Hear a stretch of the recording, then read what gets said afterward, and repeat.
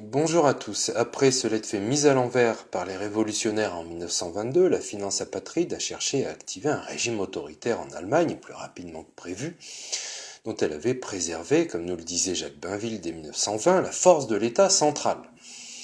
Fin 1922, les anglo-saxons ont cherché un agent provocateur en Allemagne. À ce moment, le capitaine Truman Smith, attaché militaire américain en Allemagne, chargé de prendre contact avec des personnalités susceptibles de conduire un régime autoritaire, trouva finalement celui qui pourrait faire l'affaire, le chef d'une petite secte bavaroise, Adolf Hitler. Il le rencontra précisément le 20 novembre 1922.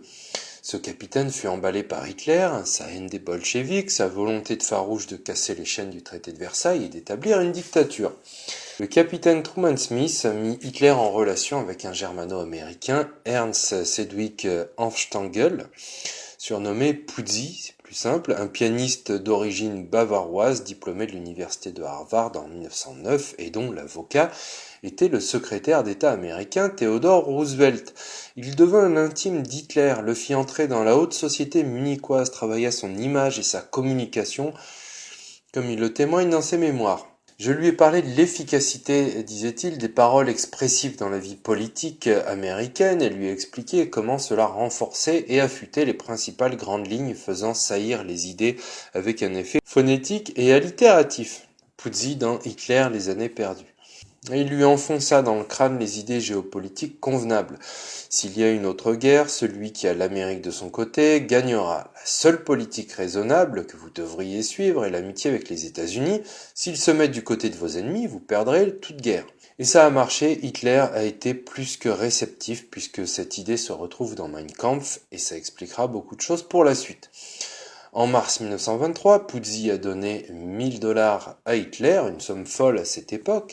Selon Konrad Hayden, Der Führer, il a pu acheter une nouvelle machine pour imprimer son Volkischer Beobachter. Puzzi a aussi écrit des marches triomphales pour Hitler. Les nazis défilaient sur des fanfares écrites par un Américain.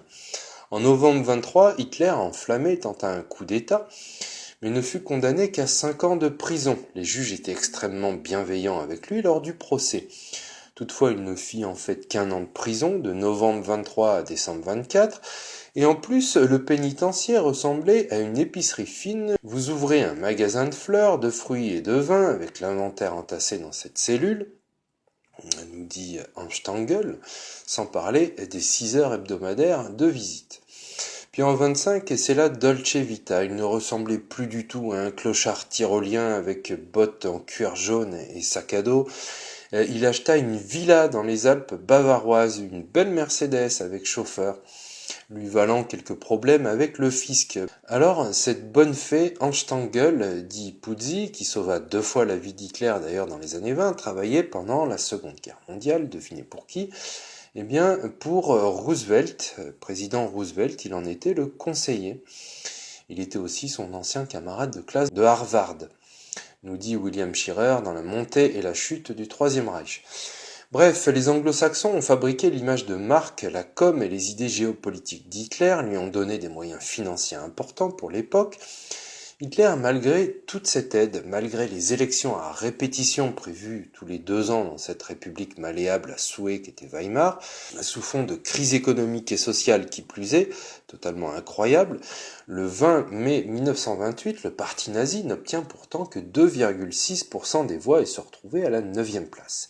Il terminait toujours en queue de peloton des élections. Début 1929, Trotsky perd la partie contre Staline. C'est fondamental à comprendre. Le 10 février 1929, Trotsky fut expulsé de l'URSS, le parti nazi, qui s'était ramassé aux élections de 28, et quand vous perdez des élections à plat de couture, vous n'avez que des dettes.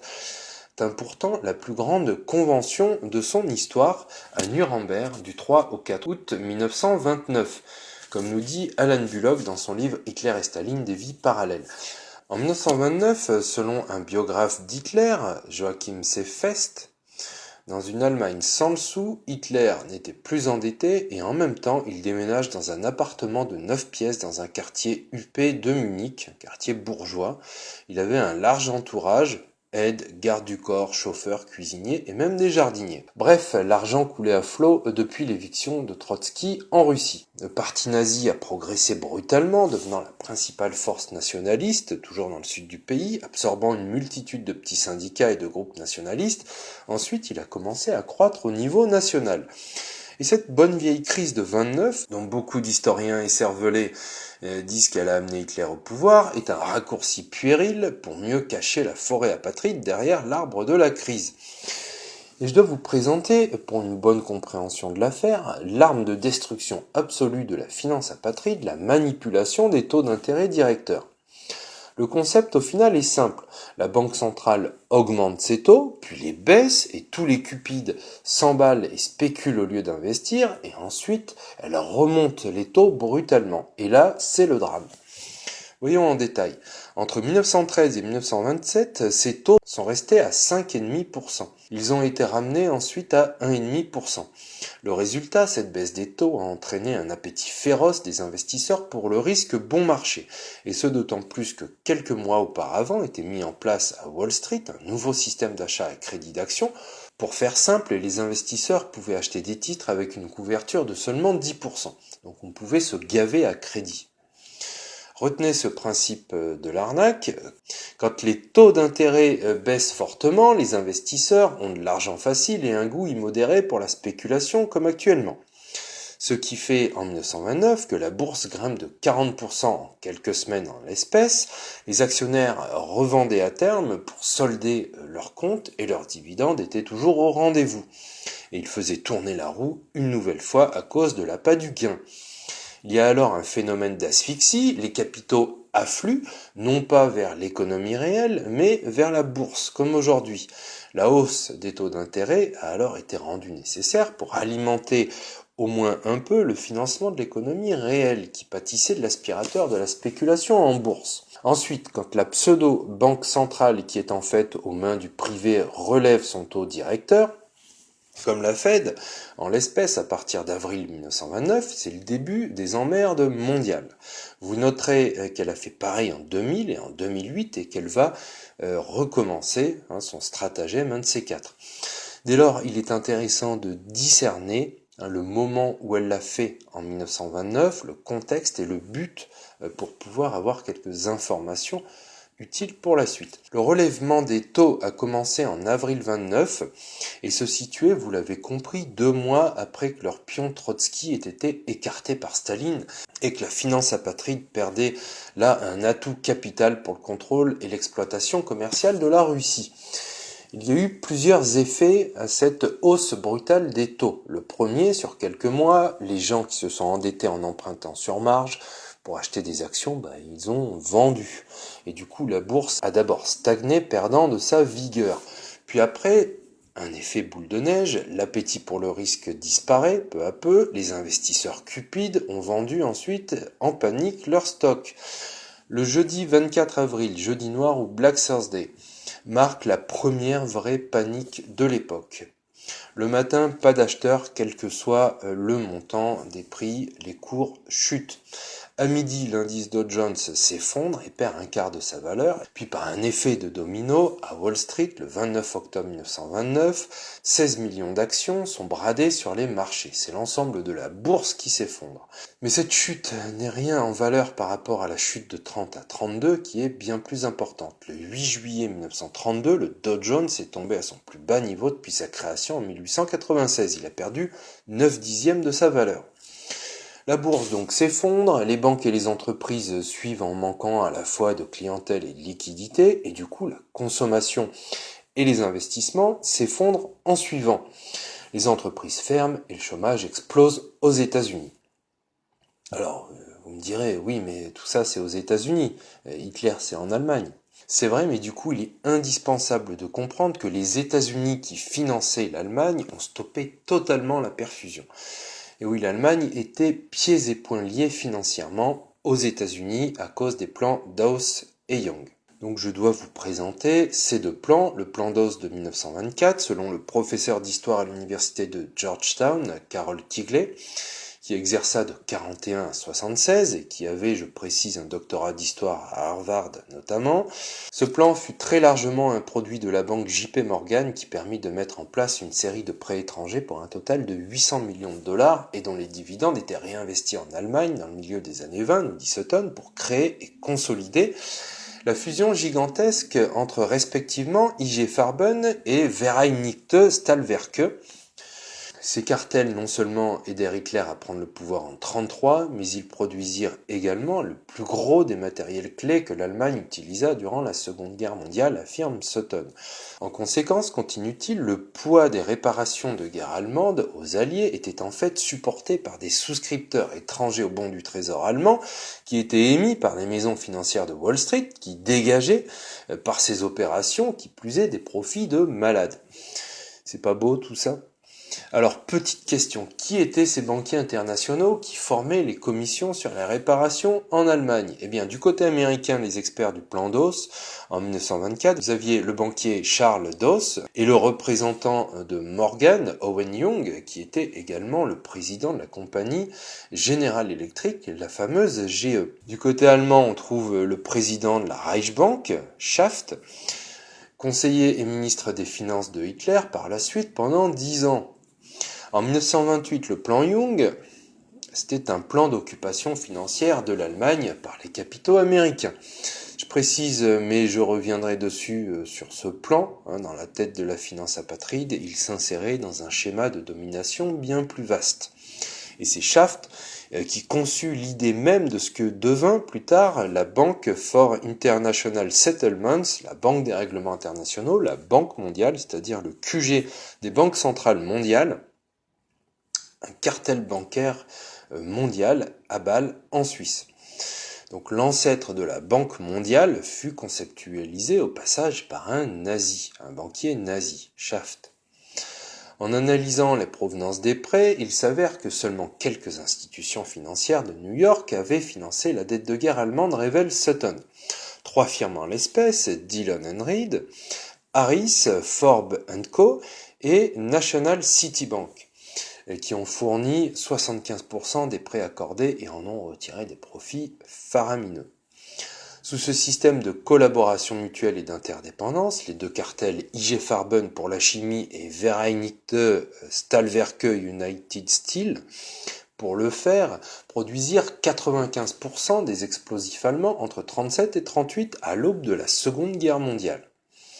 Cette production ne fut possible que grâce à la capacité d'aide financière américaine et également par extension de la technologie américaine qui avait été fournie. Je précise aussi, et j'y reviendrai, les deux plus grands producteurs de chars d'assaut de l'Allemagne hitlérienne étaient Opel, une entreprise totalement propriété de General Motors, contrôlée par la banque JP Morgan, et par Ford AG, la succursale américaine de Ford à Détroit. Alcoa et Dow Chimie travaillèrent en étroite collaboration aussi avec l'industrie nazie et transférèrent beaucoup de leur technologie. La compagnie aéronautique Bendix, dont un des actionnaires principaux était, aux surprises, la General Motors de JP Morgan, suppléa Siemens et Halske AG en Allemagne, avec des données de fabrication de pilotes automatiques et d'instruments aéronautiques. En bref, résume Sutton, les entreprises américaines associées avec le groupe d'investissement international des Morgan Rockefeller, et non pas avec la majorité des industriels américains indépendants, précise-t-il, étaient intimement liées avec la croissance de l'industrie nazie. General Motors, Ford, General Electric, DuPont et une poignée d'entreprises intimement liées au développement de l'Allemagne nazie étaient contrôlées par l'élite de Wall Street, la firme JP Morgan, la Chase Bank des Rockefeller et à un moindre degré la banque des Warburg à Manhattan. Et je reviendrai sur tout ça dans la prochaine vidéo en synthétisant ce que nous dit Sutton, archive à la main, pour voir précisément comment ils ont offert les moyens à Hitler de faire la guerre. Ainsi, grâce à ces deux plans, Dawes et Young, les États-Unis finançaient l'Allemagne. Et avec la crise de 29, ils stoppèrent leur financement. Du coup, l'Allemagne était asphyxiée, la situation était dramatique. Les États-Unis, le Royaume-Uni et la France inféodés aux anglo-saxons, ayant retiré leurs capitaux des banques allemandes, plusieurs ont été acculés à la faillite. L'État devait les renflouer. Ça fait penser à quelque chose. Et pour soutenir l'économie, Brüning, le chancelier allemand, choisit la déflation, en procédant arbitrairement par décret-loi. Alors, diminution des dépenses publiques de 25%, du salaire des fonctionnaires de 10%, des allocations chômage de 14%, augmentation des impôts de 15%, avec taxes sur le tabac, le sucre, la bière, et ça passait pas dans le pays de la bière. Et ces mesures affectaient la consommation et provoquaient une explosion du chômage qui a touché plus de un tiers des travailleurs en 1932. Et c'est dans ce contexte économique et financier de soumission de l'Allemagne aux États-Unis, avec l'aide également du magnat des médias Alfred Hugenberg, qu'Hitler accéda aux médias de masse de l'époque, la radio. Résultat de tout ça, le 14 septembre 1930, le Parti national-socialiste obtient 18,3% des voix. Et le nombre de ses partisans aura été multiplié par 7 en 2 ans. Le 20 mai 1928, les nazis obtenaient 2,6% et le 14 septembre 1930, 18,3% des voix. Alors une précision, parce que là encore il y a une similitude avec notre époque, les Allemands avaient voté pour les nazis parce qu'ils étaient écœurés des partis traditionnels, et ce pour les mêmes raisons qu'aujourd'hui. Le Parti social-démocrate, qui était à 37,9% en 1919, est tombé à 18,3% en mars 1933. Et pareil pour le Parti démocrate allemand, qui était à 18,6% en 19 et qui est tombé à 0,8% en 33.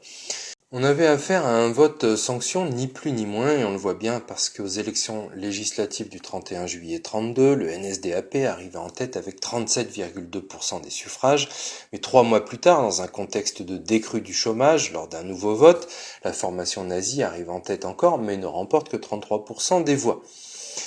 Et je rappelle aussi que le patronat, surtout celui de l'industrie lourde, avait soutenu Hitler, avec qui il avait constitué dès 1931 une plateforme, le Front de Habsbourg, qui réclamait un gouvernement dirigé par un homme fort, sous-entendu Hitler, afin d'extirper de l'Allemagne le chaos du bolchevisme. Et le 19 novembre 1932, 20 personnalités, des industriels, des banquiers notamment, demandèrent au président de la République de nommer Hitler au poste de chancelier. Hindenburg s'exécuta le 30 janvier 1933. Et comme le précise Lionel Richard, auteur d'Avant l'Apocalypse, Berlin 1933, le chef de l'État n'était nullement contraint de se plier à leurs demandes, alors que l'économie se redressait et que l'électorat du Parti national-socialiste se réduisait. Hindenburg pouvait accepter la proposition de Kurt von Schleicher, le chancelier de l'époque, de dissoudre le Parlement et d'organiser dans les 2 mois, conformément à la Constitution de Weimar, de nouvelles élections législatives. Hitler n'a donc pas été élu, mais nommé chancelier le 30 janvier 1933 par Paul von Hindenburg, le président du Reich. Une fois Hitler nommé chancelier, Hindenburg a dissous le Parlement le 1er février 1933 et de nouvelles élections sont organisées pour le 5 mars. Et l'incendie du Reichstag a eu lieu le 27 février 1933, 6 jours avant les élections.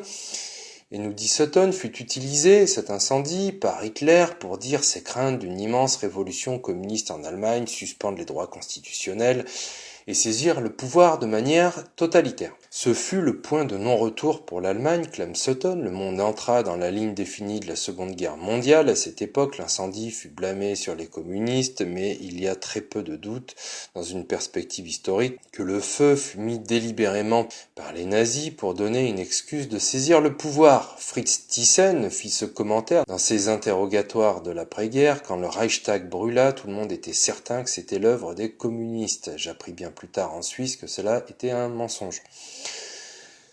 Cette fois, le parti d'Adolf Hitler, le 5 mars 1933, arrive premier avec 44% des voix, et après il fait liquider les opposants, les partis, les bulletins de vote non conformes, et prit les pleins pouvoirs après un plébiscite où les Nein sont considérés comme invalides.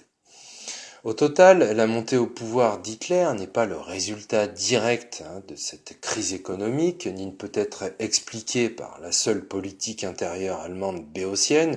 Au final, sans la décision de la finance apatride de le mettre au pouvoir, il n'aurait jamais percé.